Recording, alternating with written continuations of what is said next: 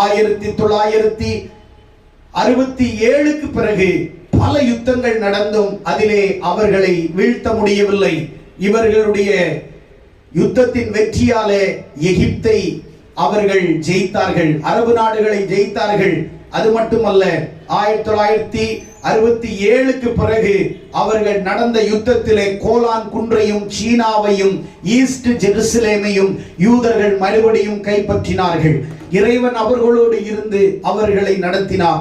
1999 பிறகு மறுபடியும் நடந்த யுத்தத்திலே வெற்றி பெற்றார்கள்.